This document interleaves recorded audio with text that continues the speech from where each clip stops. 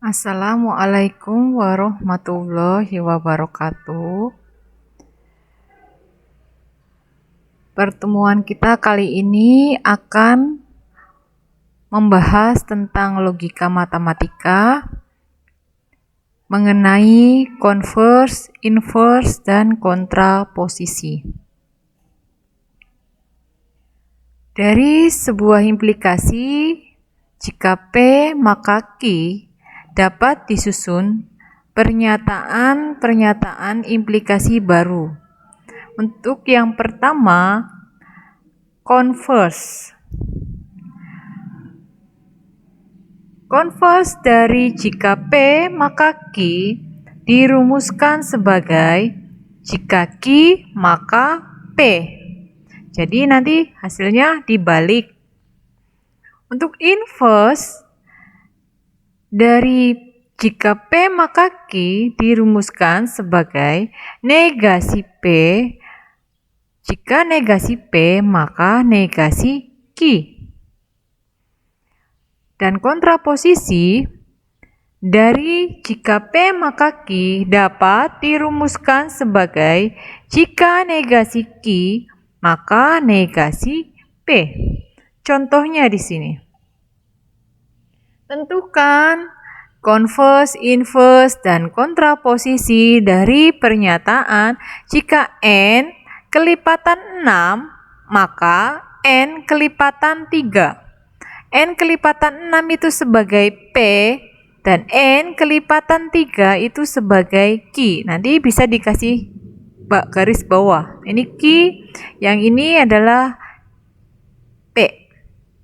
Maka converse-nya itu kita balik Q dulu lalu P. Jadi nanti jawabannya jika N kelipatan 3 maka N kelipatan 6. Untuk inverse-nya adalah negasi dari P dan Q. Jika N bukan kelipatan 6, maka N bukan kelipatan 3. Dan untuk kontraposisi, itu adalah kebalikan dari inverse. Jika N bukan kelipatan 3, maka N bukan kelipatan 6. Sekarang kita lanjutkan ke penarikan kesimpulan. Penarikan kesimpulan itu ada 3. Yang pertama adalah modus ponens, kedua modus tollens, dan ketiga adalah silogisme. Untuk yang pertama, untuk modus ponens, itu adalah untuk premis pertama atau kalimat pertama itu jika P maka Q, premis keduanya itu hanya P-nya saja, maka konklusinya atau kesimpulannya itu adalah Q. Atau P-nya itu kita coret, kita hilangkan, kalimatnya sama, maka yang didapat adalah hanya Q-nya saja. Untuk modus tollens itu premis pertamanya jika P maka Q dan premis keduanya itu adalah negasi dari Q-nya, maka kesimpulannya atau konklusinya itu adalah negasi dari P. Yang terakhir silogisme itu untuk premis pertamanya jika P maka Q dan premis keduanya adalah jika Q maka R, maka konklusinya itu yang P maka Q maka R, Q-nya sama jadi hilang.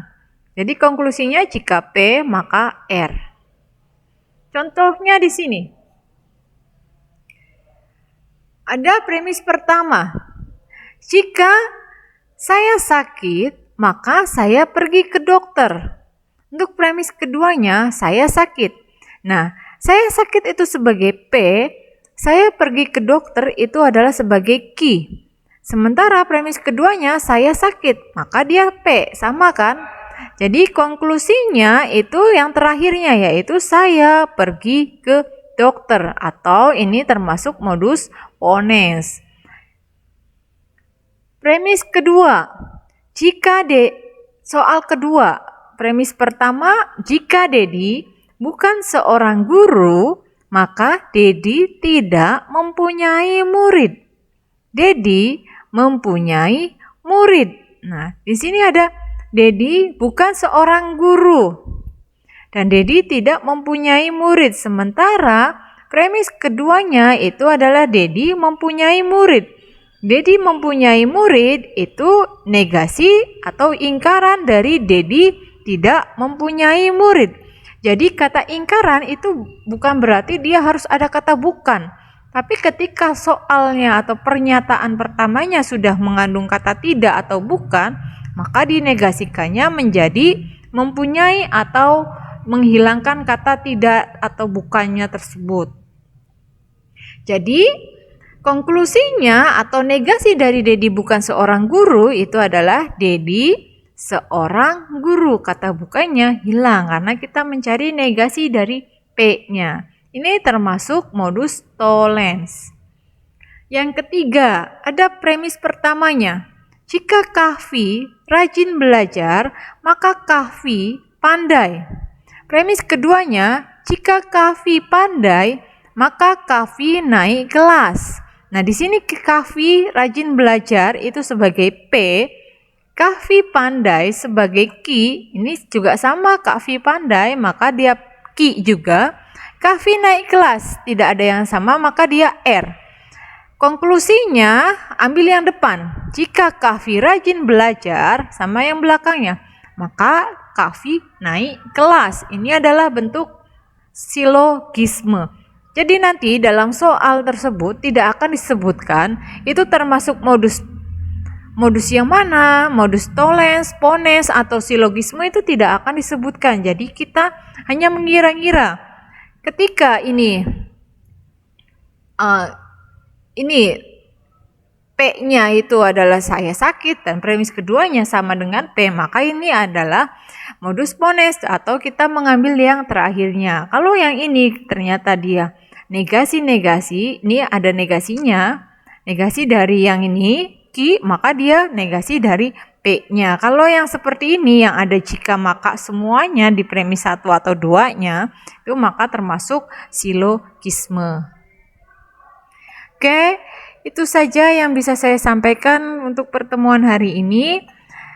Kurang lebihnya mohon maaf. Saya akhiri. Wassalamualaikum warahmatullahi wabarakatuh.